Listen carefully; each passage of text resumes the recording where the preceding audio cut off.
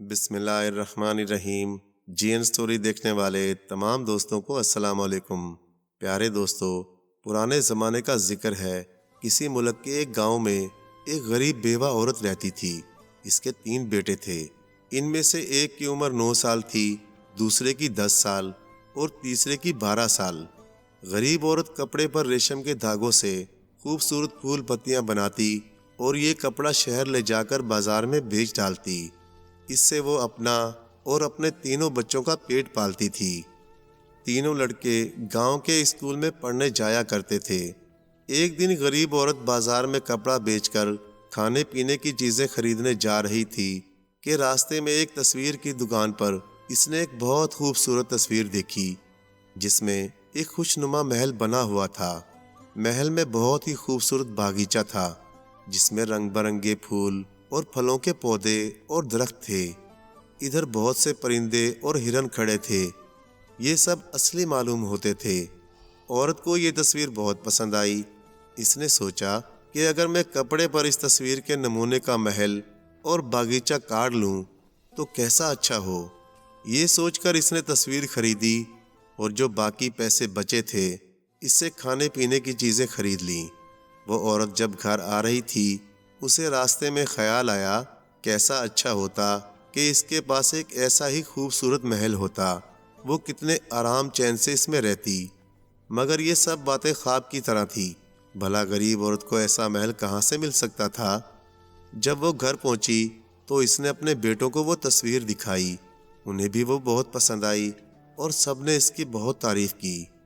اب اس عورت نے ایک بڑا سا کپڑا لے کر اس پر ریشم کے رنگین دھاگوں سے یہ محل بنانا شروع کر دیا۔ 1 سال گزر گیا مگر محل تیار نہ ہو سکا۔ اس نے ہمت نہ ہاری اور دن رات محنت کر کے محل اور باغ کی تصویر کاٹتی رہی، اور درمیان میں وہ تھوڑا بہت کڑھائی کا کام کر کے اپنے بیٹوں کو دے دیتی اور وہ بازار میں بیچ کر اس سے کھانے پینے کی چیزیں خرید لیتے۔ آخر 2 سال اسی طرح اور گزر گئے مگر تصویر تیار نہ ہوئی۔ بڑی محنت مشقت کے بعد 3 سال میں یہ تصویر تیار ہو گئی، جو اصلی تصویر سے بھی زیادہ خوبصورت تھی۔ وہ سب اس کپڑے کو پھیلا کر دیکھ ہی رہے تھے کہ تیز ہوا کا ایک جھونکا آیا اور اس کپڑے کو اڑا کر لے گیا۔ عورت نے اور اس کے بیٹوں نے بہت کوشش کی کہ وہ کپڑے کو پکڑ لیں، مگر وہ آسمان میں مشرق کی طرف اڑتا چلا گیا۔ اس عورت کو بے حد رنج ہوا اور وہ اپنی 3 سال کی محنت کو یوں جاتے ہوئے دیکھ کر غم کے مارے بے حال ہو گئی۔ اس کے بیٹوں کو بھی بہت رنج ہوا۔ غریب عورت نے اپنے بڑے بیٹے سے کہا کہ تم مشرق کی طرف جاؤ اور جیسے بھی ہو سکے میرا کپڑا واپس لاؤ، میں اس کے بغیر زندہ نہیں رہ سکتی۔ لڑکا اپنی ماں کے غم کو دیکھ کر بہت رنجیدہ تھا، چنانچہ وہ فوراً مشرق کی طرف چل پڑا۔ چلتے چلتے وہ 1 مہینے کے بعد ایک پہاڑی کے پاس پہنچا۔ وہاں محل میں ایک سفید بالوں والی ایک بوڑھی عورت بیٹھی تھی۔ محل کے باغ میں ایک طرف کچھ رنگ سرخ سرخ خوبانیوں کا ایک درخت تھا۔ لڑکے کو بہت بھوک لگی تھی۔ اس نے بوڑھی عورت سے اجازت لے کر بہت سی خوبانیاں پیٹ بھر کر کھائیں۔ پھر اس بوڑھی عورت نے اس لڑکے سے پوچھا کہ تم یہاں کیوں آئے ہو؟ لڑکے نے بتایا کہ میری ماں نے 3 سال کی محنت کے بعد ایک خوبصورت کپڑا کاٹ کر تیار کیا تھا، اسے ہوا اس طرف اڑا کر لے آئی۔ بڑھیا نے کہا، ہاں مجھے معلوم ہے، یہاں سے کچھ دور سورج مکھی پہاڑ کے پاس ایک محل ہے، اس میں پریوں کی شہزادی رہتی ہے۔ اس شہزادی کو یہ کپڑا بہت پسند آیا اور اس نے اڑا لیا۔ اب وہ اپنی سہیلی پریوں کے ساتھ مل کر اسی نمونے کا کپڑا کاٹ رہی ہیں، مگر تم وہاں بہت مشکل سے پہنچ سکو گے۔ لڑکے نے کہا، جس طرح بھی ہو میں ضرور وہاں جاؤں گا اور کپڑا لے کر ہی واپس آؤں گا، ورنہ میری ماں غم کے مارے زندہ نہ رہیں گی۔ بوڑھی عورت نے کہا، اس جگہ پہنچنے کے لیے سب سے پہلے تمہیں اپنے 2 دانت نکالنا پڑیں گے۔ وہ دانت نکال کر اس پتھر کے گھوڑے کے منہ میں دے دو، پھر یہ گھوڑا اصلی شکل میں آ جائے گا۔ تم اس پر سوار ہوگے اور محل کی طرف جاؤ گے۔ راستے میں سب سے پہلے تمہیں ایک آتش فشاں پہاڑ ملے گا، اس سے گزرنا بہت مشکل ہے، اگر تم نے ذرا سی غفلت کی تو یہ پہاڑ تمہیں جلا کر راکھ کر دے گا۔ اس پہاڑ سے ہمت کر کے گزر گئے تو پھر ایک برفانی سمندر ملے گا جو تمہیں برف کی طرح ٹھنڈا کر دے گا۔ اگر تم اس سے بھی گزر گئے تو پھر پریوں کی شہزادی کے محل تک پہنچ جاؤ گے۔ لڑکا یہ باتیں سن کر گھبرا گیا۔ یہ دیکھ کر بوڑھی عورت نے کہا کہ میں تم کو ایک باکس دیتی ہوں، اس میں سونا بھرا ہوا ہے، تم اسے لے جاؤ اور ساری عمر چین آرام سے ماں بیٹے زندگی بسر کرو، کپڑے کے لیے اپنی جان جوکھوں میں مت ڈالو۔ لڑکا اس بات پر راضی ہو گیا اور بوڑھی عورت سے سونے کا صندوق لے لیا۔ اس نے سوچا میں یہ سونا لے کر اپنے گھر کیوں جاؤں، کیوں نہ شہر چلا جاؤں اور آرام سے تنہا رہ کر اپنی زندگی گزار دوں۔ یہ سوچ کر وہ سونے کا صندوقچہ لیے ہوئے شہر چلا گیا۔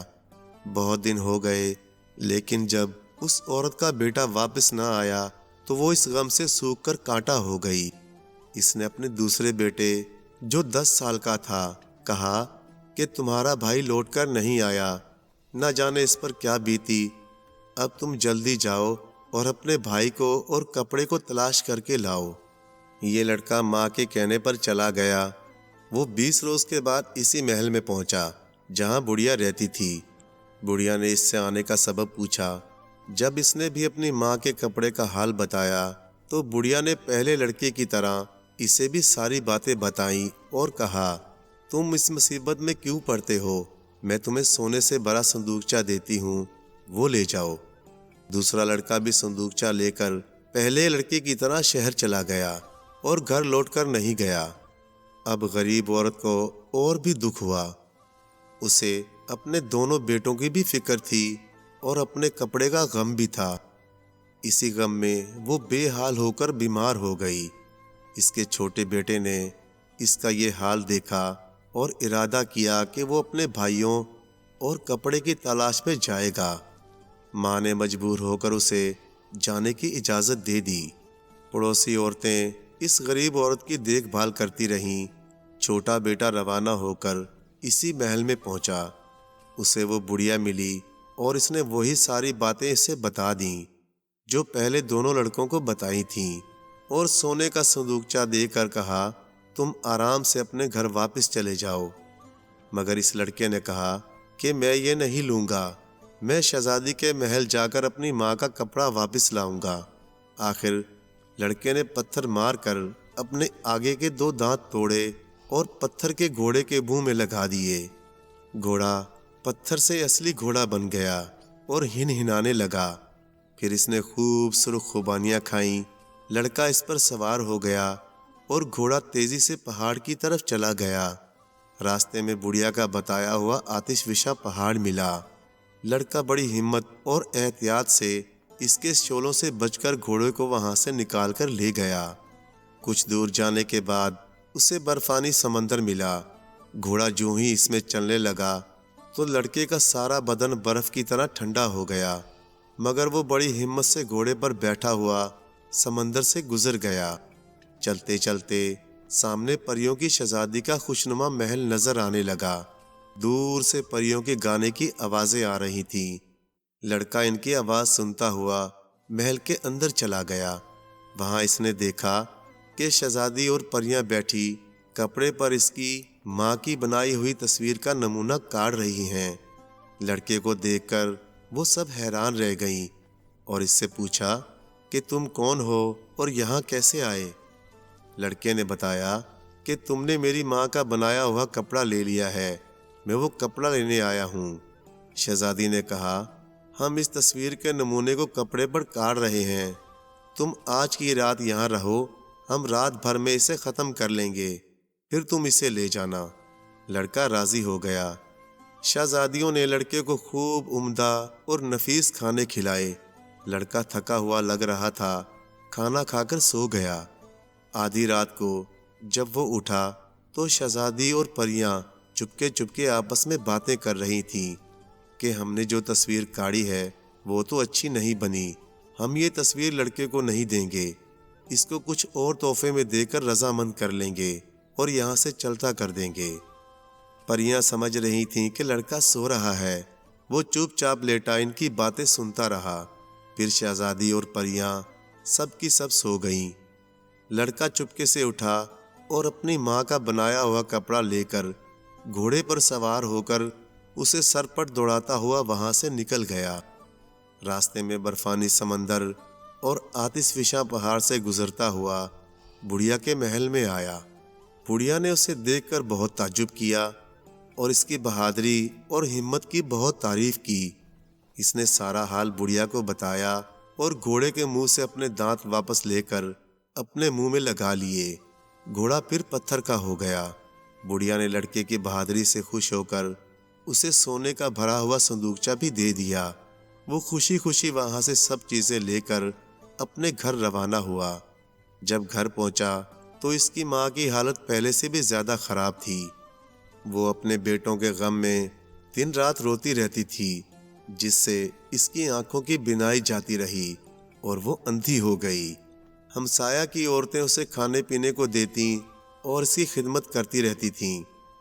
بیٹے کو دیکھ کر وہ بہت خوش ہوئی اور اپنی تصویر کا کپڑا اپنی آنکھوں کو لگاتے ہی اس کی آنکھیں بھی اچھی ہو گئیں۔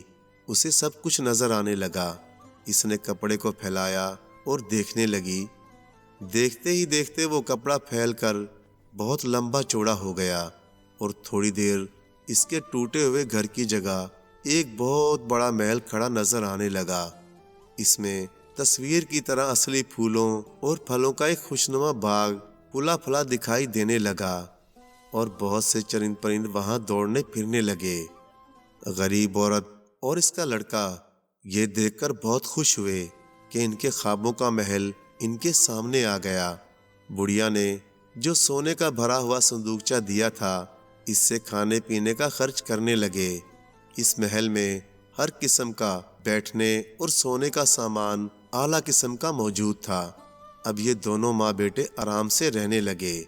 انہوں نے گاؤں کے ان سب لوگوں کو بھی اس محل میں رہنے کے لیے بلا لیا جنہوں نے عورت کی بیماری میں اس کی خدمت کی تھی، کیونکہ یہ بہت بڑا عالیشان محل تھا۔ انہیں اسی طرح خوشی خوشی رہتے ہوئے کچھ دن گزر گئے۔